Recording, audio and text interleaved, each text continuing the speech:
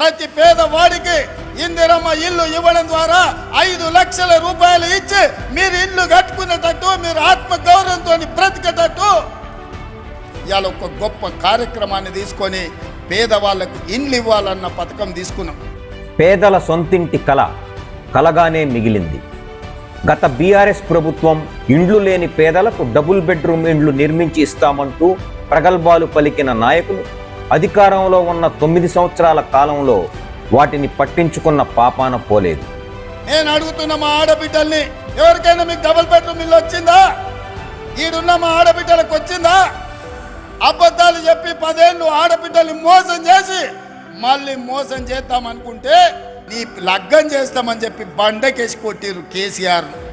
మాకు ధరలు గిట్టుబాటు కావు, మాకు ధరలు పెంచండి అంటూ కాంట్రాక్టర్లు పనులు ఆపివేస్తే వారితో మాట్లాడి సమస్యను పరిష్కరించాలనే ఆలోచన చేయకుండా పెడచెవిన పెట్టిన కేసీఆర్ పేదోడే కదా మాకెందుకు అని నిర్లక్ష్యంగా వ్యవహరించాడు. అందుకే ఇవాళ పేదవాళ్లకు ఇందిరమ్మ ఇల్లు 5 లక్షల రూపాయలు ఇవ్వడం ద్వారా మీరు కట్టుకోనికే ఇవాళ ఇందిరమ్మ ఇల్లు ఇచ్చినాం.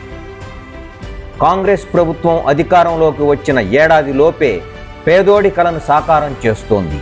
ప్రతి నియోజకవర్గానికి దాదాపుగా 3500 ఇళ్లను ఇవ్వాలని ఈరోజు నిర్ణయం తీసుకొని పునాదులు తీసి ఈరోజు మనం పనులను ప్రారంభించుకున్నాం.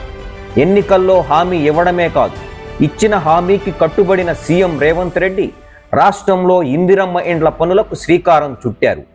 ప్రతిపక్షాలు ప్రభుత్వాన్ని బదనాం చేసేందుకు ఎన్ని కుట్రలు చేసినా వాటిని తిప్పికొట్టడంతో పాటు రాష్ట్రాభివృద్ధే ప్రభుత్వ ధ్యేయంగా పనిచేస్తున్నారు సీఎం రేవంత్ రెడ్డి.